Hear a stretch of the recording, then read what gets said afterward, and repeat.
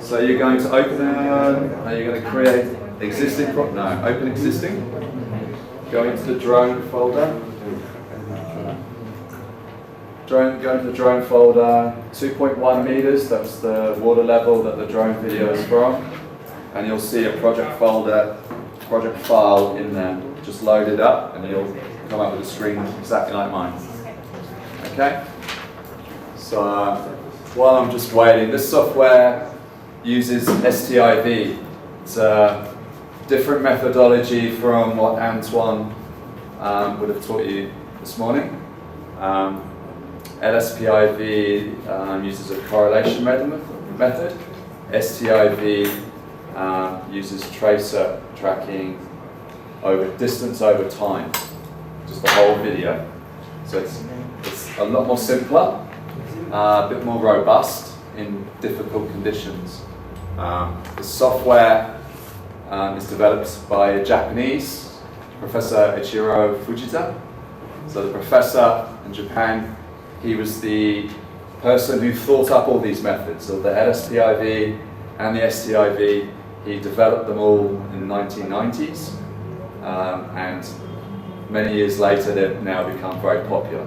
So all of the imagery stuff that you've seen over the last few days, all developed by him. So this is a Japanese software. It's the software that I use for the last 10 years. And it's the software I train people on to use because, as far as I'm concerned, it's the better, easier way to process this. Cool. So the software is made up of various different windows. As you can see, this is the project that's been completed. This is your operator page. So this is where you make the decisions, tell the software what we're going to be processing. So you can see the second option here. We're going to process a drone measurement, and we're going to process by pixel scaling. So pixel scaling is with the drone looking down, and you have two markers and a known distance that you can identify.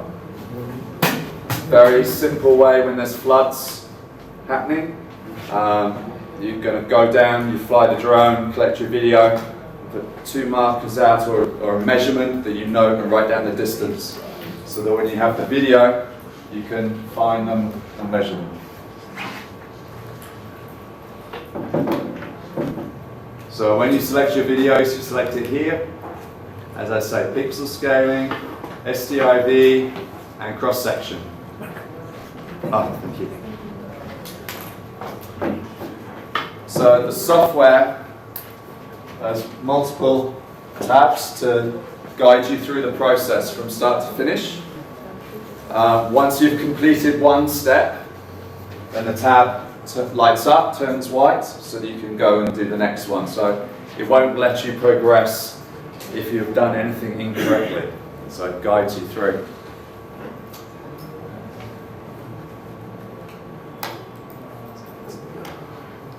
So this is the first thing you're going to do. You're going to specify 2 points in your video. That's the option that you tick. And then you see select here. Don't worry about the warning. There we go. So once you've selected that, it opens up your video.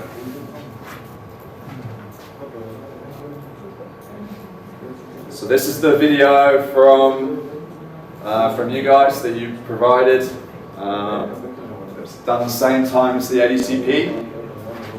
So this is your video, not my video. So has everybody got this screen up? Yeah? No? So that's all. Scroll down. Can you get rid of this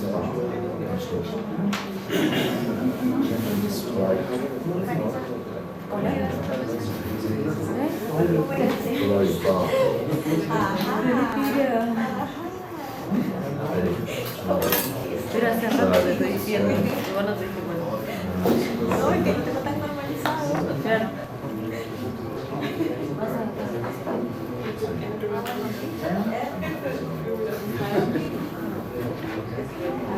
Okay, everybody up to the same place with me? Yeah? Okay, so the yellow means you're editing. So yellow means you're making changes or entering. So that's how you know with that window. So it makes it big. Now, if you have a mouse, you can roll to zoom in and out. You can hold the right mouse button and move it around.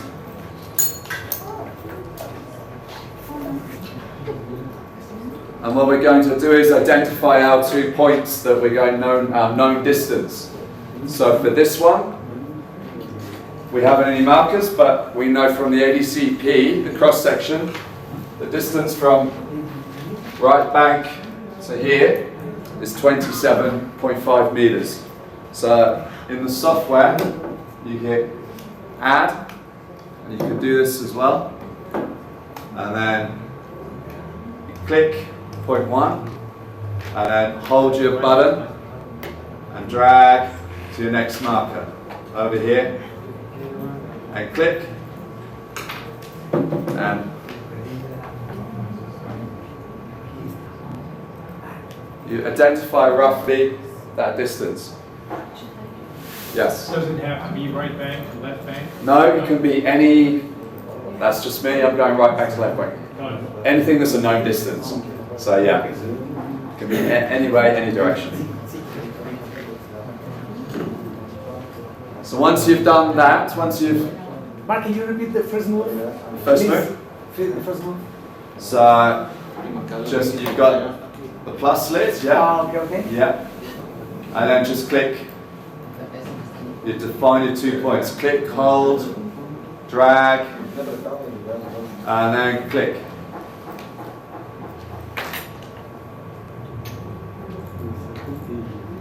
So what we're doing is we're telling the software between this pixel, and it will know the number of pixels between those 2 points, and we're going to tell it that distance.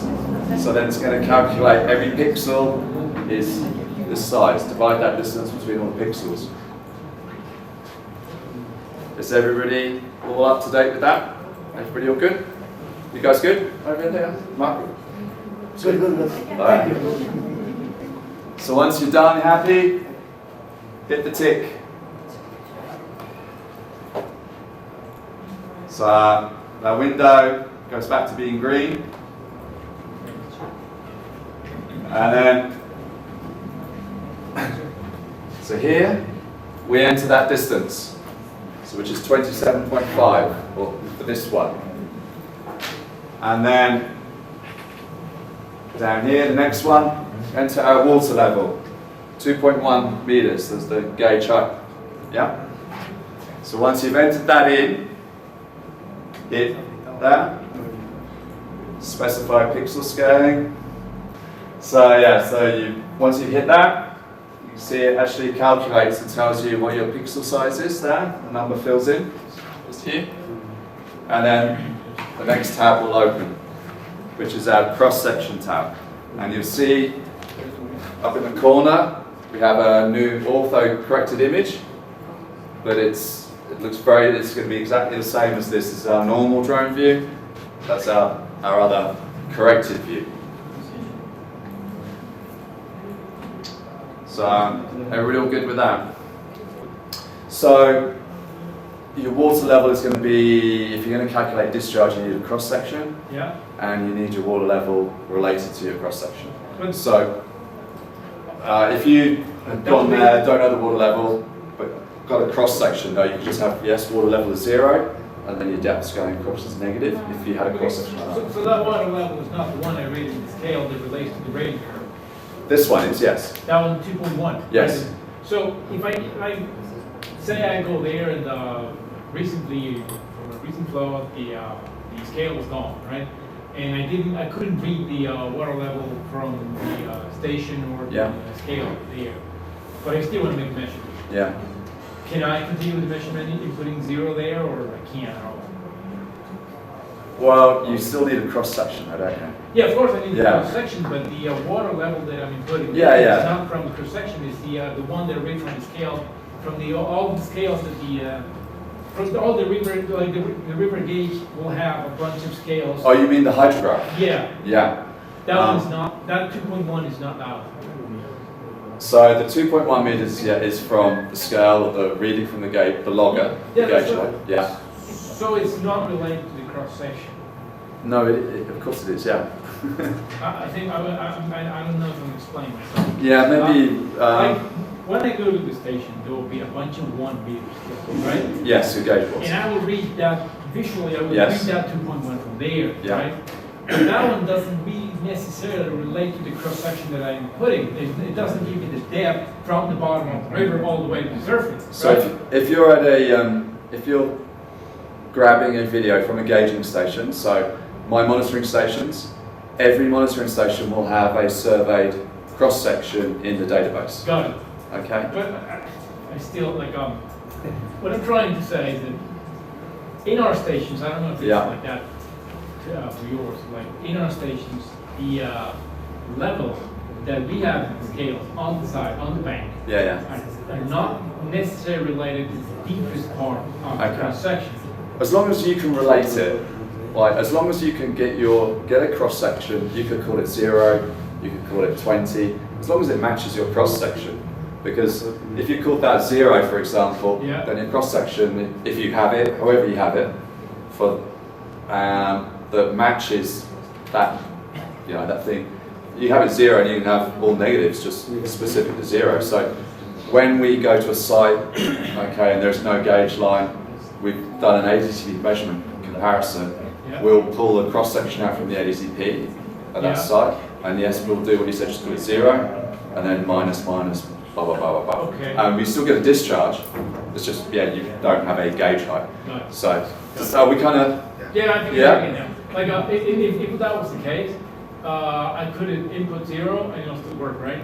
as long as your cross As long section, as yeah. cross section, As long as, so with all of this stuff, all of your heights, Yeah. so when you're doing a fixed camera, your Z values, your elevations to your ground control points, your whatever reference for your water level, Yeah.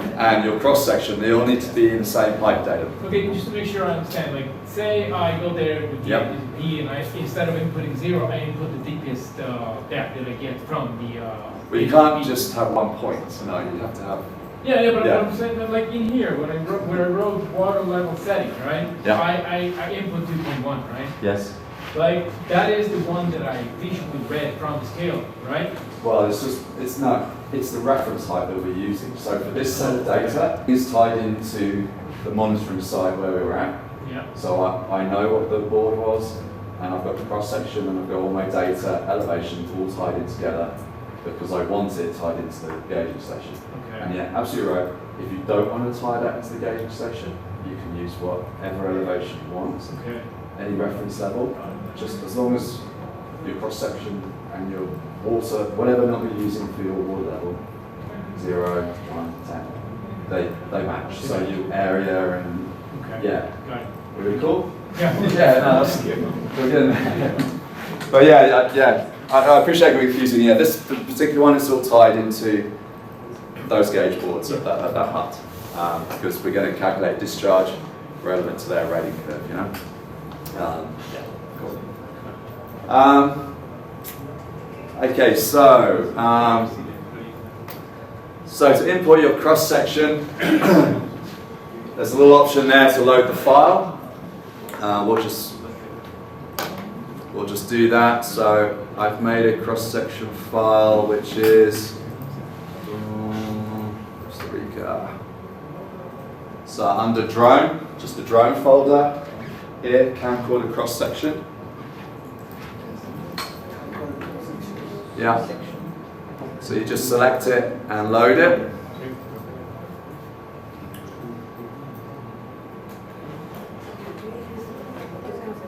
So you'll end up, everything will sort of disappear. You'll end up with your cross-section profile there, which is just, for the purpose of this one, it's just below the water I level. get lost after select file. So select file Yeah. and then go to that Costa Rica data, Yeah. drone, Yeah. and you should have folder 2.1, you'll have 2.31, and then you'll have cross-section camcorder. Yeah, got it. That's the one, click on that one. So it's the same cross section for both our measurements. And just to show you,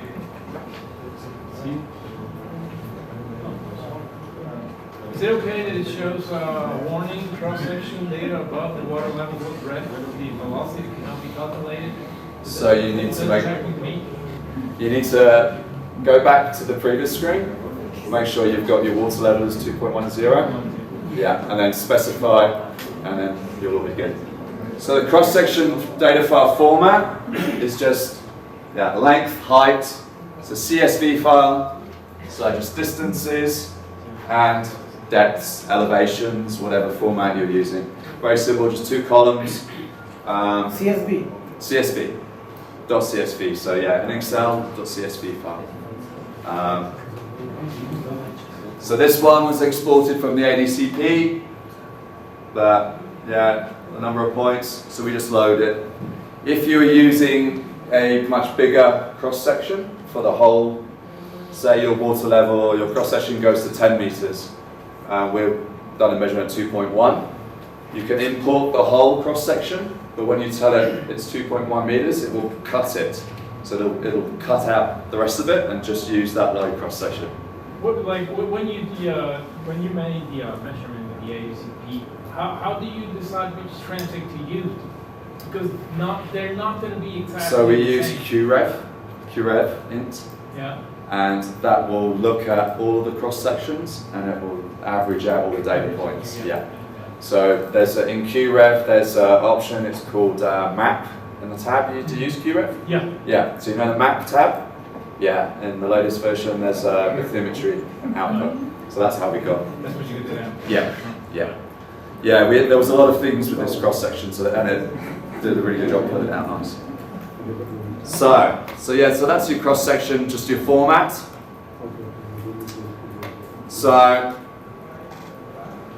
the next thing with your measurement range, you can put entire cross section or water area range. It depends what you want to do in terms of what you're going to be looking at, more or less of the water area range. For this option, it doesn't really matter too much, but what we're going to do here is we're going to this option, position.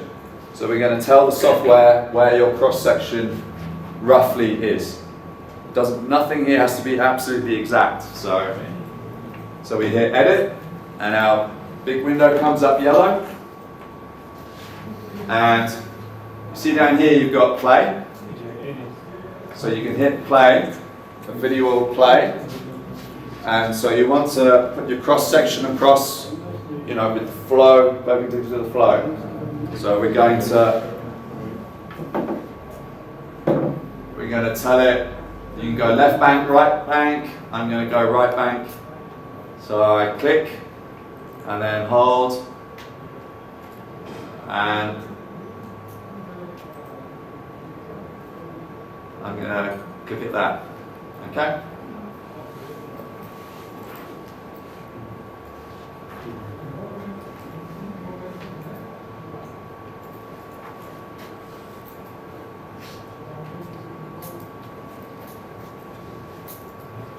So when you've clicked, when you've got it and you're happy, just again hit the tick and that locks it in.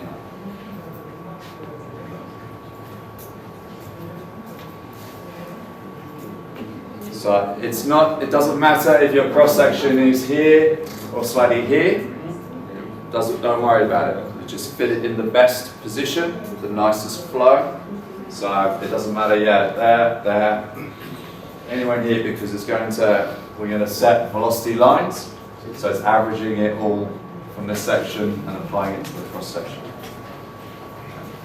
So has everybody's got that locked in? Yeah. Yeah, everyone's good? All good? Okay. So you see, next tab is lit up, search lines.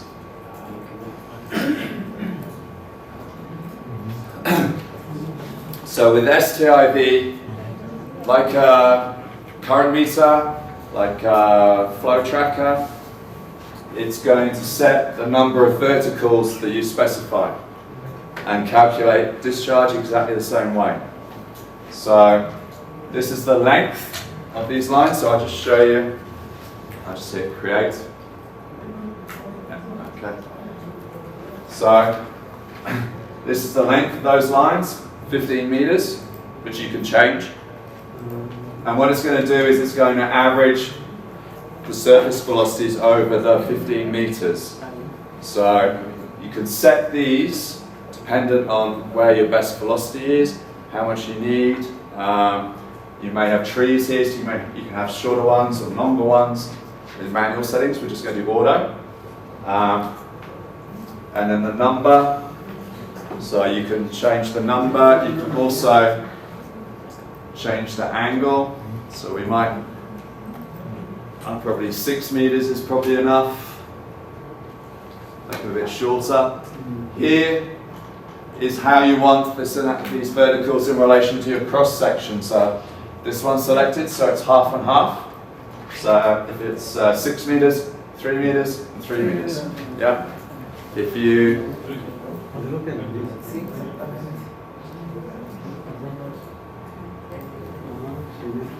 or you can change selection option and have them there. So what you're trying to do is look at the best stable area of movement.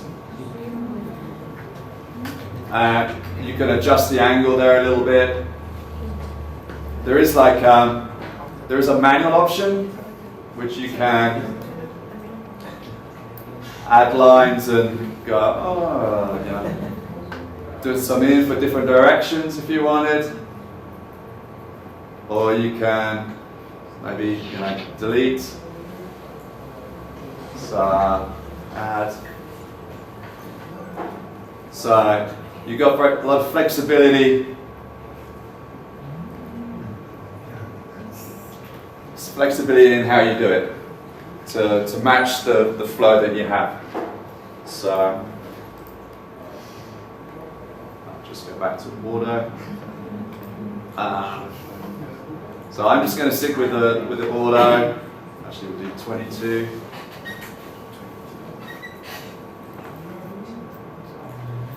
And what you can also do, like with your cross section, to make sure they're in the right direction of flow, you can again hit play, and you can zoom in, and you're looking to make sure your traces are going with the lines.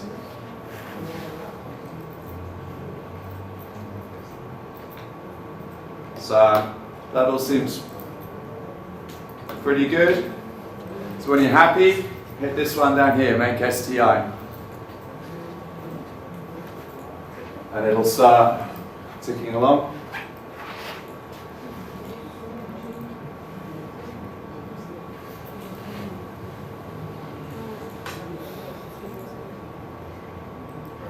Can you repeat this? Yeah, sure.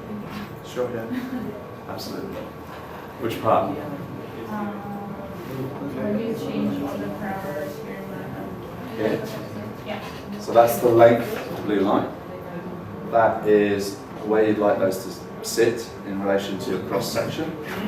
So you can either have them 50-50 or either side. That's the number. So how many verticals? Yeah. So like a weighting measurement. Right, okay, so everybody's got that point. You're all on the measurement tab, yeah? Yeah. Awesome. So you have a few little different methods. The deep learning is the main one that uses AI to help give a good identification of the velocities. So we're going to lead on AI.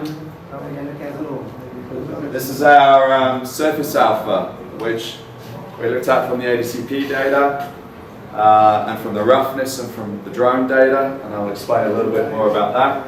But we've calculated that value to be approximately 0.75, and that's the coefficient of your surface velocities translated down to a mean velocity in each vertical. So like the weighting measurement, you do them at 0.4 from the bed, 0.6 from the surface. It's the same thing. We're returning these surface velocities here, this would mean velocity of the vertical. So you have that, your surface coefficient, and just hit execute.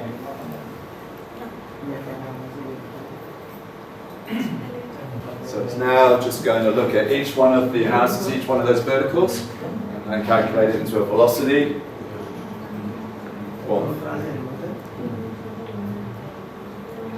So now it's just doing a little double check. So once it's all done, you should have, well, there we go. So you'll have your velocity vectors going across.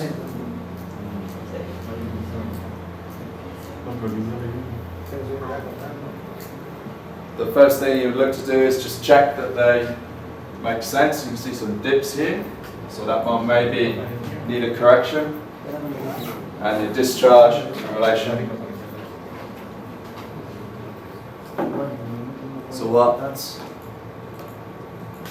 So it's got your discharge there. So 28.1 Qmax. Here is your analysis from each vertical. How much discharge velocity. So these ones in red, it means it's interpolated. It couldn't quite work it out, so it's interpolated it. And it's red, so you know that.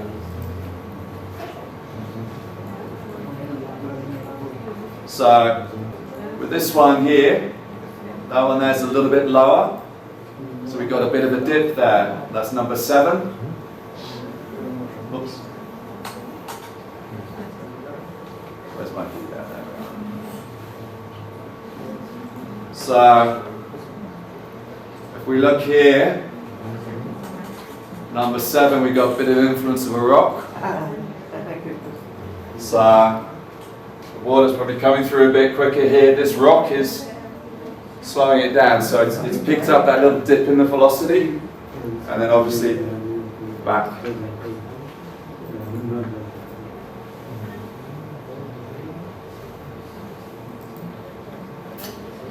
So yeah, so 28 Qmax. You can, I'll show you the STI. So manual corrections here, if you wanted to check or change anything. You can click on that. Open it big. So this is our STI. You can see it looks pretty bad, but move out into the middle. Start see here. So stacks all the pixels and it's identifying the tracer movement, gets the angle. Okay? So this is when you have very nice traces, it's very easy. This one, no traces, this is all surface movement, so it's a bit more waves, but you see the angles. Nice, nice, nice, nice, they're good.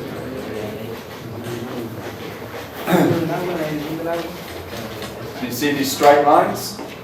The zero velocity because it's not moving with distance and time. So these might be a rock under the water that it's now seeing because we're getting over towards the one bank. So if there was ever a problem or you're very low traces or you wanted to check anything, the good thing about STIV, which you cannot do with the other methods, is you can go, zoom, you can check, and if you can see these traces, you can click and define them. And it will give you velocity up there. So you can decide, you can go, say, oh, and I think, yeah, you, and you, whatever you want, you can delete them, it gives you a new velocity, and then you can apply that. Boom. So if there's errors in the velocity, you can fix them in very difficult circumstances. So for example, if you're trying to measure and there's a lot of trees in the imagery and you have a very small gap with a camera, there's lots of trees, you're going to get lots of these straight lines and interference. So maybe the software might not get it properly, but when you go and check this, you can see traces coming through, so you can correct them. So without having to process everything. So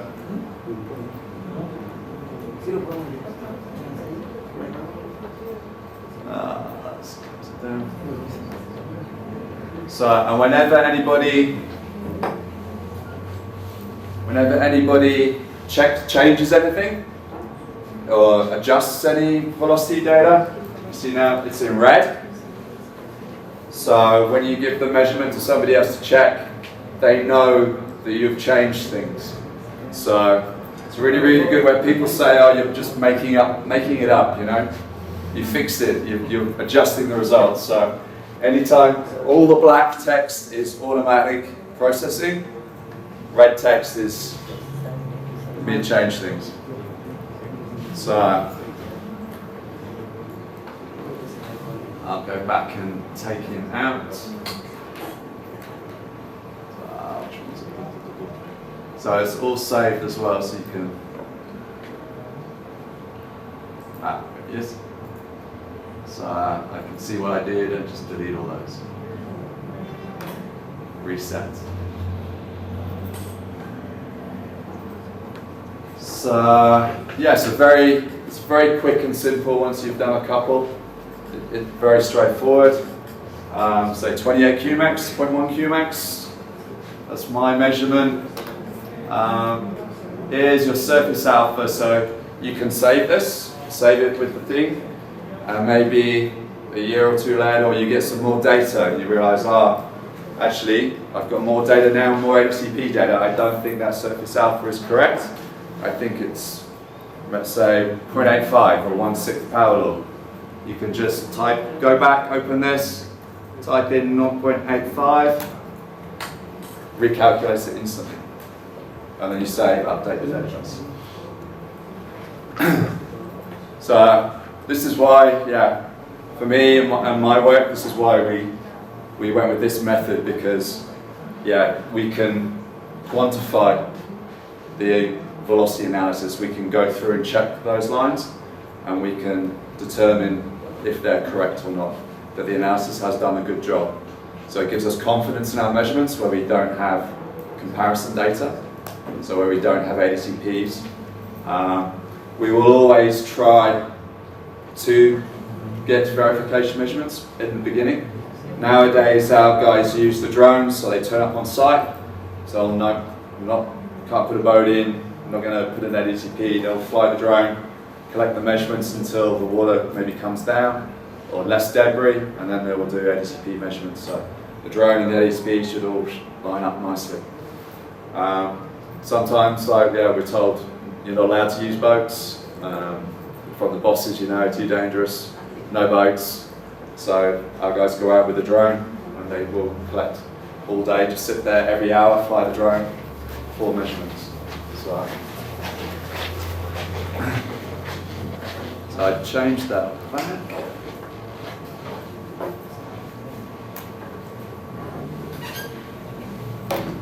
So when you do file and save your project,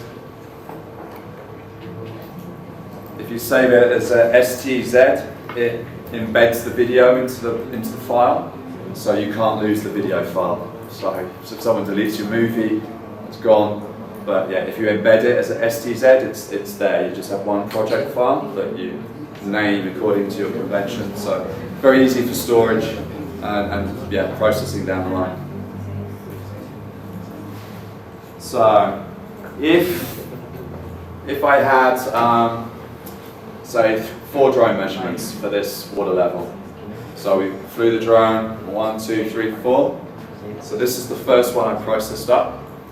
The other 3 up here is batch processing. I just load up the 3 video files, tell it the water level for those other 3 files, hit go, and it will process the other 3 drone videos exactly how you've done it here. The same cross-section location, the same search lines, the same surface alpha. So it'll process it all the same. So you don't have to go through each one manually. You can just process them all, and you can then average your 4 drone measurements, much like an ADCP, and then you can pick up a little bit of variation. If there's pulsing and things like that. Just like with ADCP transects, you see variation. Surface velocity, you will see variations. So any questions about that at all? I might, so you've all got a discharge result, yeah? Yeah. I'll get my, so with the other group, we, because this one was done at the same time as the ADCP, we wrote down what everybody got. So you've all processed, or you've all got one? I'll, cool, okay, well, so in that drone folder, so I have the video there. There's the 2.3, so these are the ones I took later on when it was starting to come up. So feel free to, in your own time, have a go at these. The discharge is obviously a bit higher because it was coming up a bit quicker. The cross section is there for the scaling. Those were 5 meters between those. Or when I processed this up, I went with the same sort of distance that I used for the cross section because we knew roughly with the rocks it was roughly around there that I did it. I always try and have as wide a scaling distance as I can because it's just a little bit better, but you can try with both. And there's four videos here from the same position, so you can process them very quickly, exactly the same way as I just shown you. So pixel scaling, distance, you can load up the other whole cross section, and you can see in there, if I show you the one I did,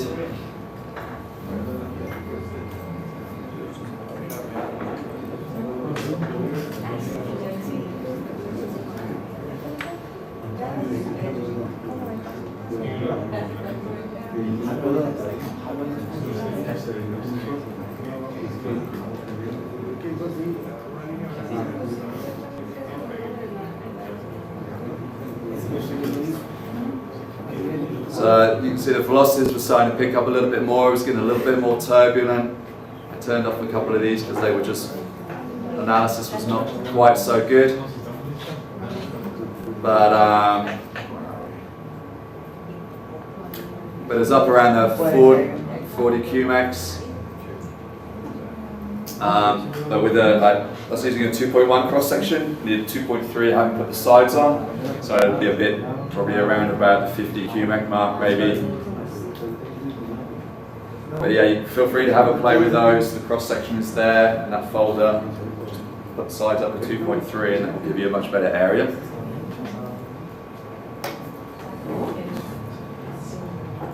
So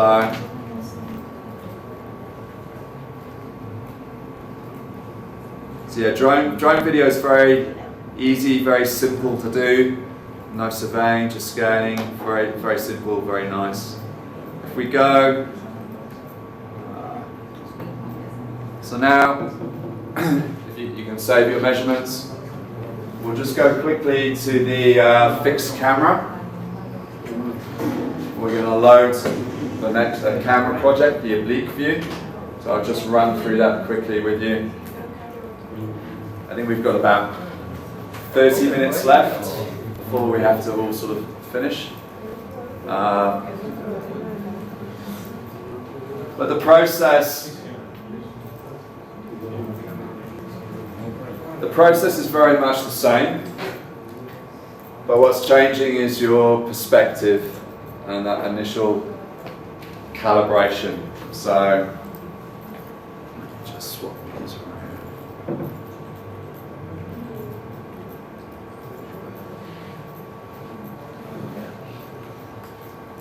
So this was my view from my camcorder, looking down over the river. This was when everybody had all packed up and gone for lunch, so the river was starting to come up a little bit. And the way you process the fixed camera, as you can see here, so now we're doing oblique shooting, from the angle. And we need 6 control points minimum if you're doing changing water level. So if you want to measure a hydrograph, you need 6 control points to calibrate the imagery to account for the changing water level. So all that means is that once you've calibrated it, you import your new video for a new water level, you enter you just have to enter the new water level and it will all correct it because you've calibrated that area. So,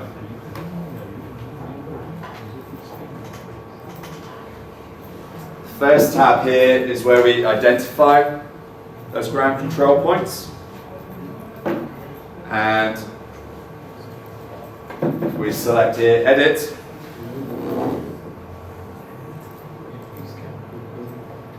It brings up screen up big. So in the field, very important to make sure your control points are very visible. So you can see them in your video because we need to find them in the video. So draw a diagram in the field. And again, with your mouse, you can go and zoom in. And I notice my rock there on the marker. There's another one there.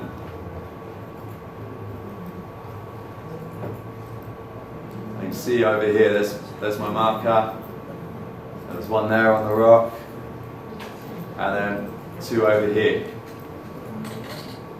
So typically I use like a nice bright traffic cone or something like that. You'll see in a bit of a presentation I do after, just to help spot them and as I say, draw that map in the field that you can follow.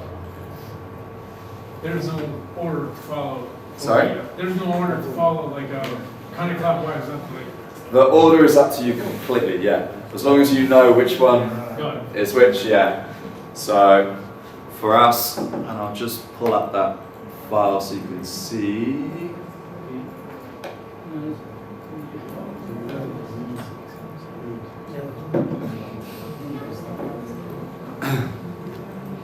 So this was my file I created for your ground control points. So these were the numbers that Marco had given them in the field with his diagram, and he gave the information to me, just so I don't get confused.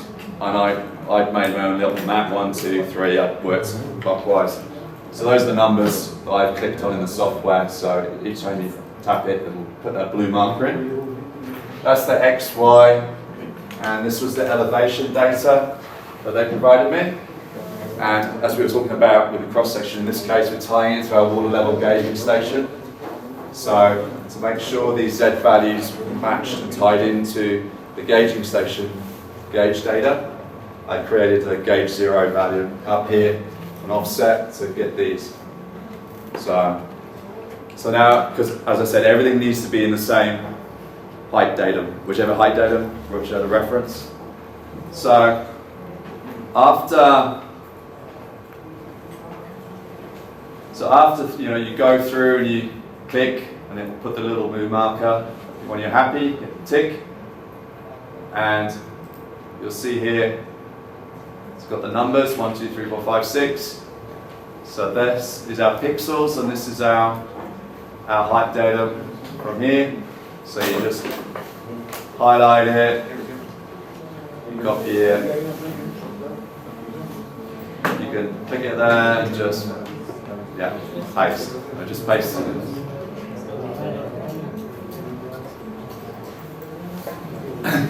So when you've done all of that in your calibration, you've got your control points, you're happy.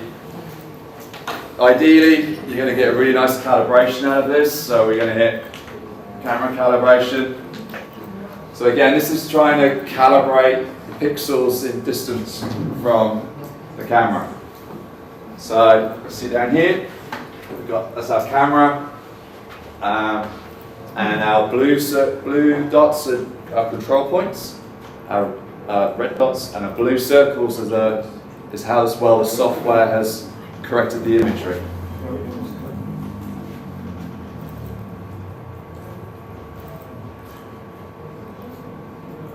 And then we have to tell it the water level. So again, I think we use just 2.1 for that. And execute correction. So now you get your image turn up here. So this is our new corrected image, the distance. I'm going to resize it. So you click here, you're going to get a window with a red box. So this is the window that you could just see that you can work with. You're sort of making so you drag it out, grab the hand, get it over our work area, and make your image a bit better. Sometimes the software doesn't make that window very good, so yeah, just make it nice and big. Hit the tick. Yeah, here we go. So now, there you go.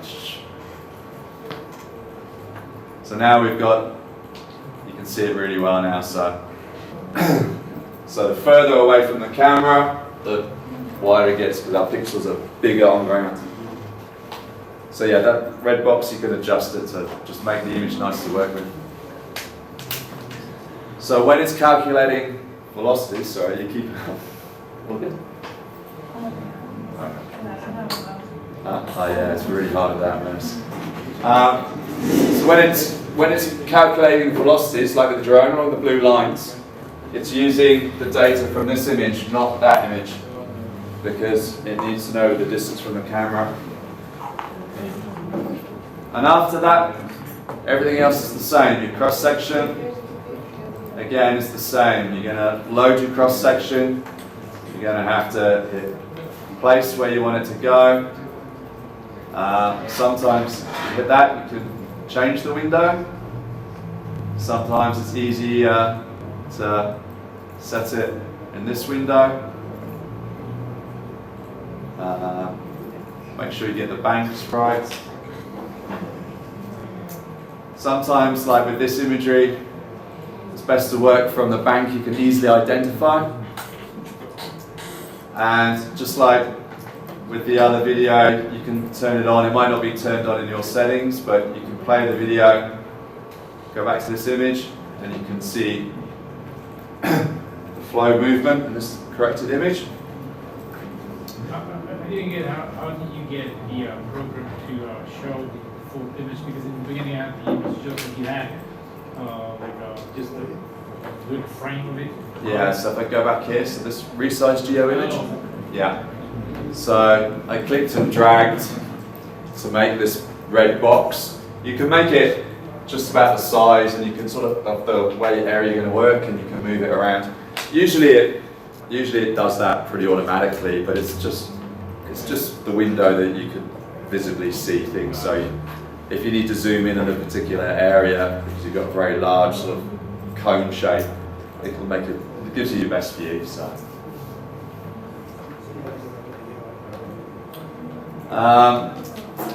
Yeah, so once you got your cross section set, once again it's search lines. Once again, you know, deciding your number, length, how you want them, create. So again, you can hit play, have a look. So that's not quite right.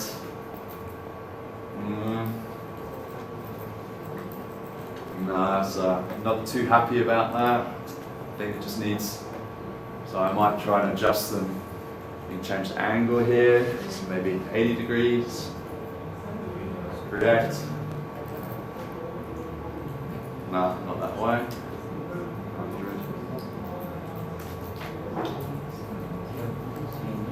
100. There you go. So you can adjust the angle a little bit by changing them. So rather than leave my cross section and just adjust the angle a little bit. And you can see it sort of shows you down here. And again, it's go through, make your STI, and then run the velocity analysis.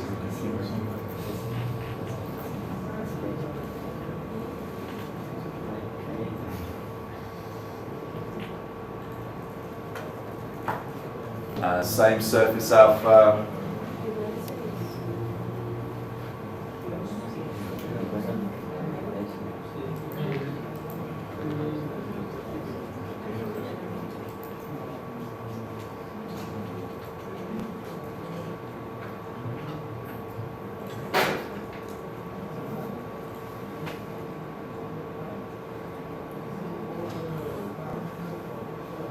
Looks like I've got one that may be on the bank a little bit. There we go, so my analysis has been done. I've used the different coefficient or different methodology. It was like 30 QMEX for that. which is probably about right. It was after the NTD measurement was starting to come up a little bit. I go back and process it with the surface outflow rather than MEM. Execute. So again, you know, with fairly straightforward here, we're pretty much in the same area as we were with the drone, which was done a little bit earlier. Looks like I got a high one there.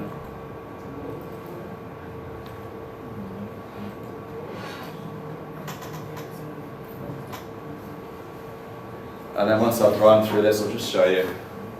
There you go, so I've run it with a 0.75, so yeah, 29 QMax.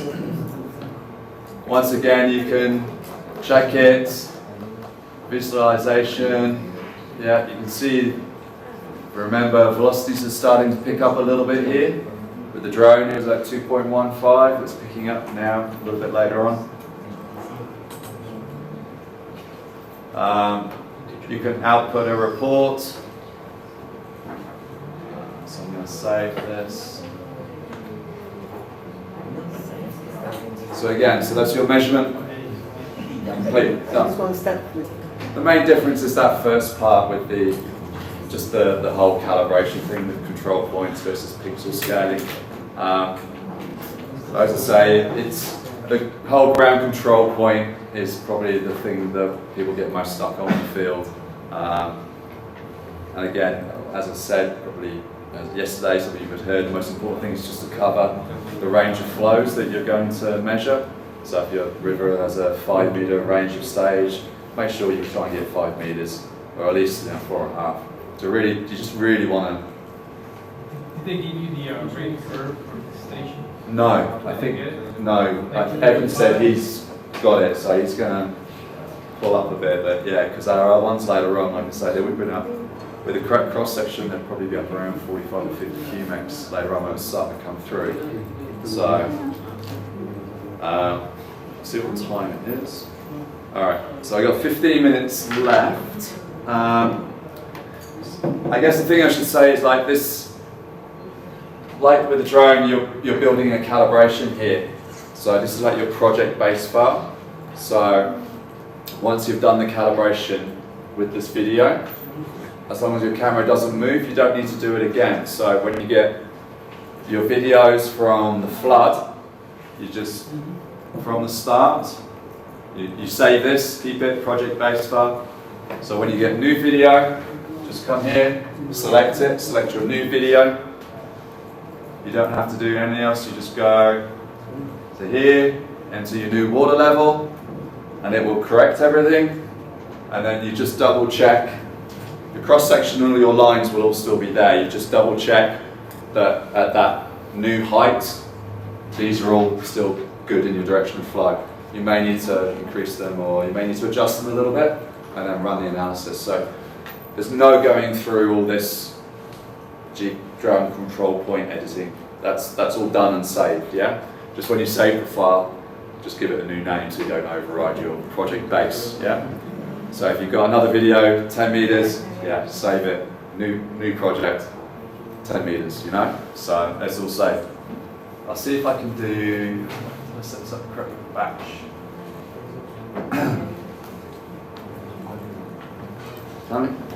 So just quickly, before I go show you the batch processing.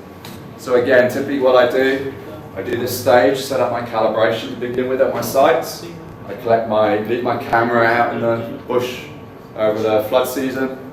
I will get my videos, I'll decide what videos I want to process. Usually 20 maybe over the wet, depending on how many flood events I've had. And what you do here, once you've saved your project file, you can do a batch process, and this is what I'll do. I'll just load up all the videos. So I'm going to create just an output file where I want them to go. Fixed camera, and then I'm just going to add my videos. So I've got, I'll just do my 4, just do 4 for now, so they'll be done. Open them up, and you see it adds them in the list here. You can give them their own name. Well, all they'd have to do is just, and again, you can copy and paste this if you had like quite a few, just Excel file, all your water levels. So I'll just do a few, enter them manually.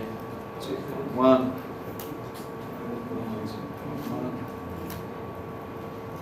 2.1.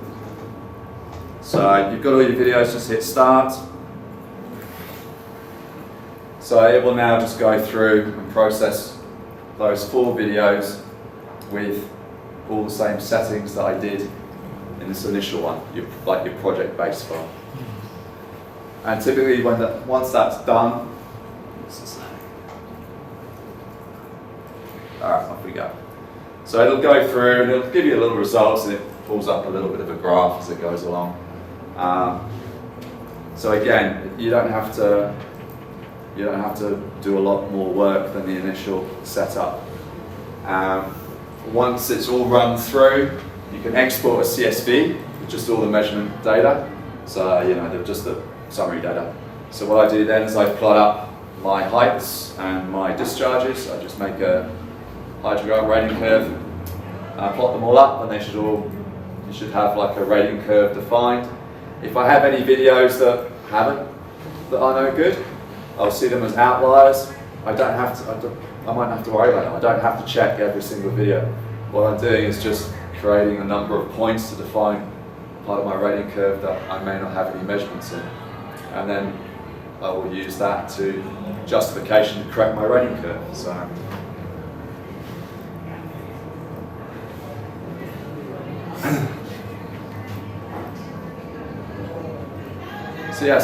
that's pretty much how I use it. The most videos I've done in this process is Randell 200.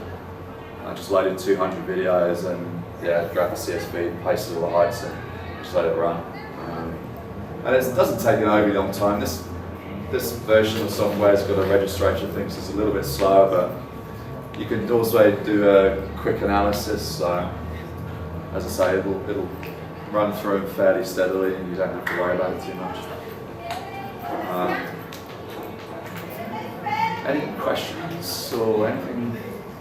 The files are all in there, so the software is, I think, for another couple of weeks, 15th of June, I think, and then you can go on the website and get a free trial for another 4 weeks. But as I said to the other group, I'm more than, if anybody needs any help or any interest, or you need to collect some videos for your agency to kind of help move you along with these methods, I'm more than happy to process them for you or provide any advice or help that you need. So my details will be on the slide, or hit me up, I'll give you my email address, and I'm happy to help.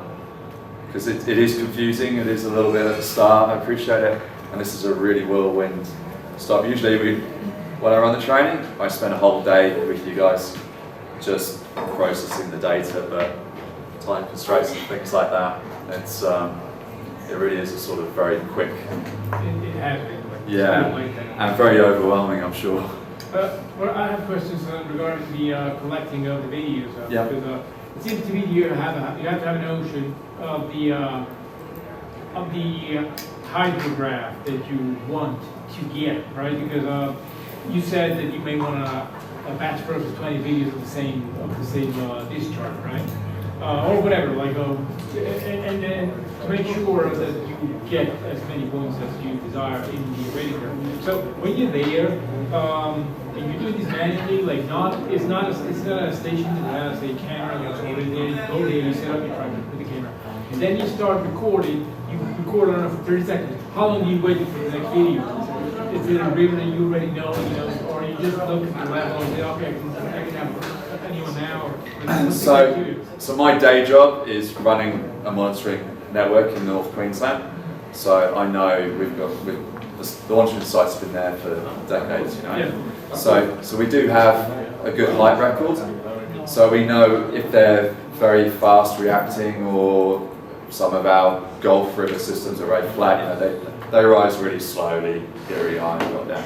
So we've already got that site knowledge, and then I set up my camera according to that site. So typically, when I first started working with this like 9 years ago, it was like I'm going to record thousands of videos. I'm going to get a video every 15 minutes or 5 minutes, and you end up with like gigabytes of data, and it's just ridiculous. So now, like, it's just like every hour. I'm cool with that. If it was a very flashy stream, then yeah, you may have to go every 15 minutes, but I certainly don't look at all those videos. So once I've got my videos, because I've gone after the wet season, for example, I've got collected my station data because I'm on site. I can plot my hydrographs and I can see back in the office, all right, we had maybe 1 or 2 flood events, and say our range of our flow was it went from 1 metre to 5 metres. I might say, all right, I'm going to try and get a video, look at my hydrograph, pick out a video every half a metre, change the stage, and I'll grab that video. So I'll go through all the videos are date time stamped, especially the trail cameras, they're really, really good. So in your, like right now, what's the longest time you have to stay in the station if you want to get like a full development of the hydrograph? The longest time I've had a camera in? Yeah. Longest time, probably 3 years. 3 years.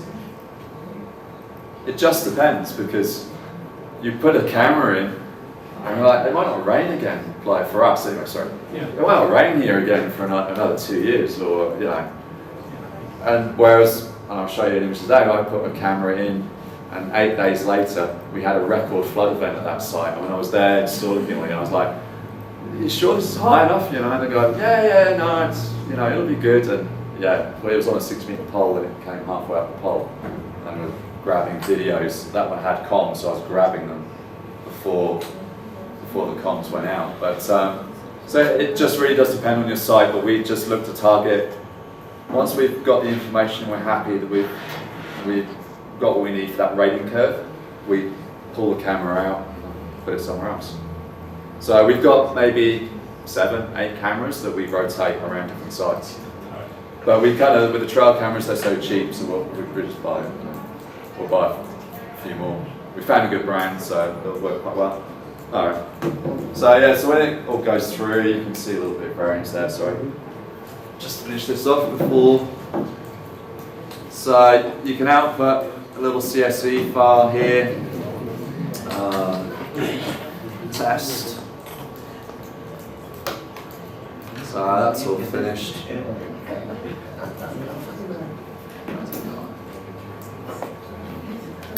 So there's just my little CSV file that's been output. So pretty straightforward. Just got your video, your water level, and your discharge there. So you can see my batch processing. I don't know if you can see, zoom in. There you go. So that's my batch processing done with the 4 videos, all recorded a few minutes apart. So you can see it's got 4 nice, very close. If I had 20 of those with different heights, like I say, I just plot up discharge, water level, get my graph, and just see how it looks. Does it look good? If I'm happy with what I've got, and I can define a rating curve, I don't go back into every file, and I don't go back in and tweak those little things. I don't have to be perfectionist on every video measurement, because I'm just defining and correcting a rating curve. Yeah, does that make sense to everybody?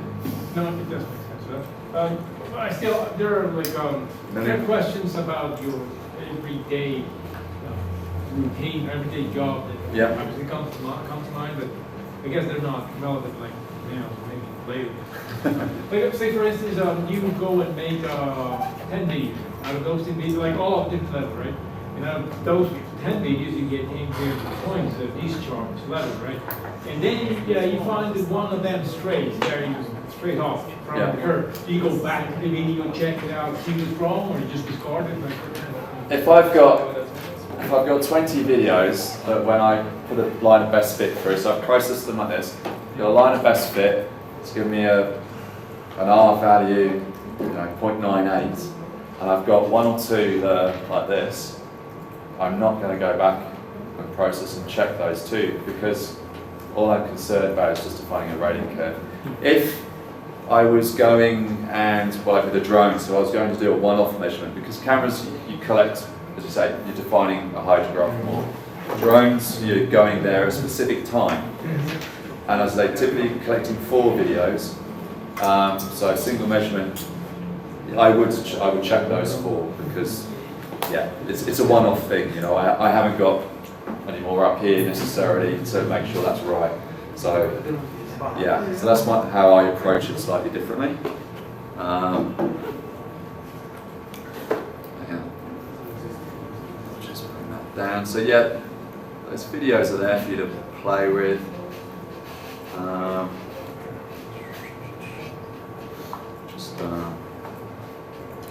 Just so you kind of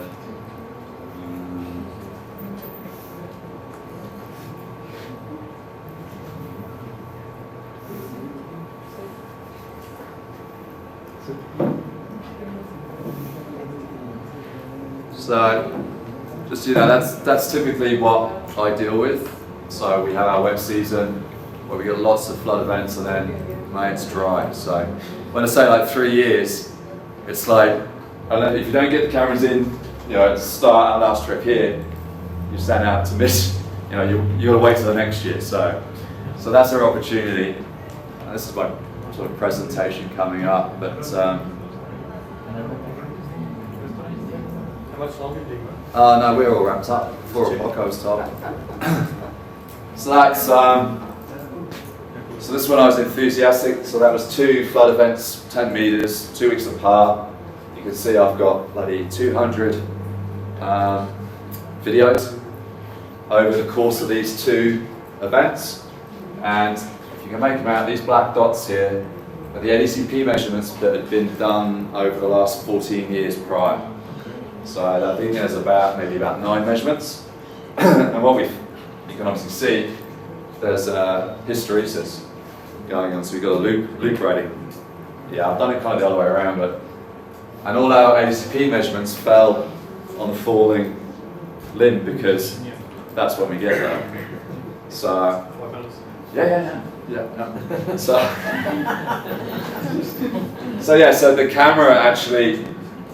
And that's the benefit. So if you just got some measurements up there, 1 or 2 measurements with your image velocimetry, you kind of go, nah, man, we're like 20% off the curve, that's got to be wrong. But because I've collected multiple measurements at the different heights, it allows you to see that trend. So the new technology and it's not new, it's been around for years, but you know, these techniques, sometimes they show you things, they're not necessarily wrong, but they're actually showing you patterns that you couldn't pick up before.